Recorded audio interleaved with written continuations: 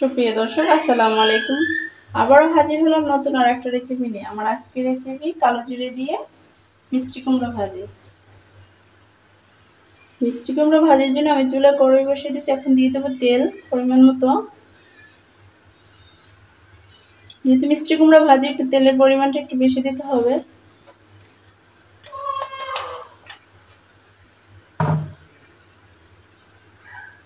এখন দিয়ে দেবো পেঁয়াজ কুচি, কাঁচামরিচ কুচি।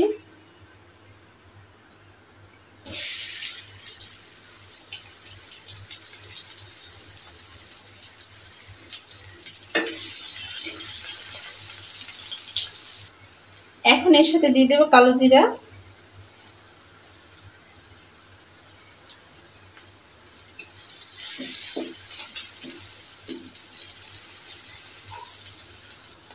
অনেকেই আছেন কালো জিরাটা পছন্দ করেন না, আমি তাদেরকেও বলছি একবার হলো আপনারা বাসায় ট্রাই করে দেখবেন এই ভাজিটা আপনারা রুটি দিয়েও খেতে পারেন, আর গরম ভাতের সাথে খেতে পারেন। সত্যি খুব মজা এই ভাজিটা।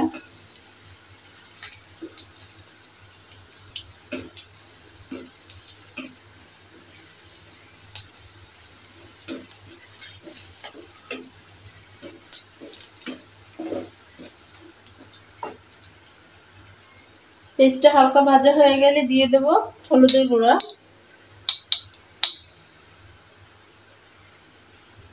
হাফ চামচেরও কম নিয়েছি হলুদের গুঁড়োটা।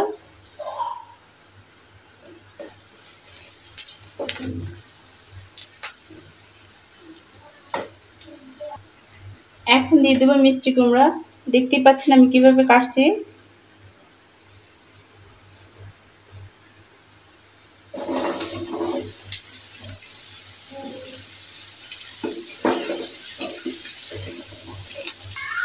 মিষ্টি কুমড়ো কখনোই কাটার পরে ধুতে যাবেন না, আগে ধুয়ে তারপরে কাটবেন।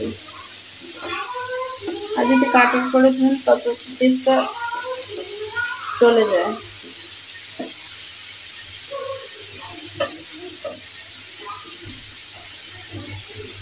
এখন আমি চুলার আঁচটা একদম কমিয়ে দেব।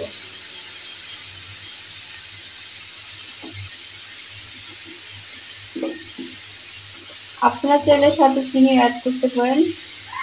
এমনিতে কুমড়োটা অনেক মিষ্টি আছে, আমি এই জন্য চিনি দিলাম না, আপনারা চাইলে চিনি দিতে পারেন। এখন ঢাকনা দিয়ে দেব।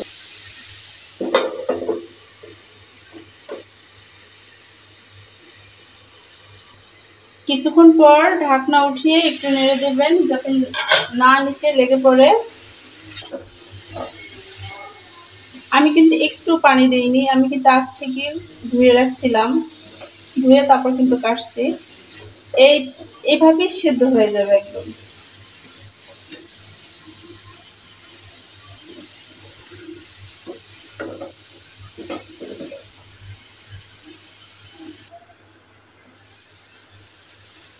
যখন দেখবেন হালকা সিদ্ধ হয়ে গেছে, তখন দিয়ে দিবেন স্বাদ মতো লবণ। লবণটা আগে দিতে যাবেন না।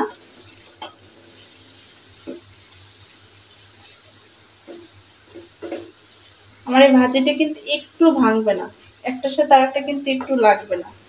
এখন আমি স্বাদ মতো লবণ দিয়ে দেব।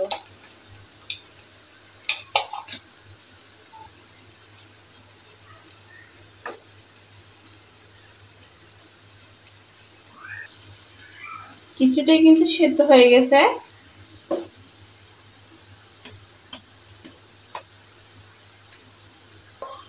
ভাজিটা আমার হয়ে গেছে, এখন নামিয়ে ফেলবো। সম্পূর্ণ সিদ্ধ হয়ে গেছে। কখনো ভাজিটা যেই হাঁড়িতে ভাজবেন, যেই কড়াইতে বা তাওয়ায় বা ফ্রাই প্যানে, ওটার সাথে রাখবেন না, সাথে সাথে ঢেলে নেবেন। ঢেলে একটু ছিটিয়ে ছিটিয়ে রাখবেন, জমাট করে রাখবেন না, তাহলে ভাজিটা পানি ছেড়ে দেবে। দেখতেই পাচ্ছেন। মিষ্টি কুমড়ার ভাজিটা যদি আপনাদের কাছে ভালো লেগে থাকে, তাহলে তো একটা লাইক সাবস্ক্রাইব পেতেই পারি আমি। আর বেশি বেশি শেয়ার করবেন।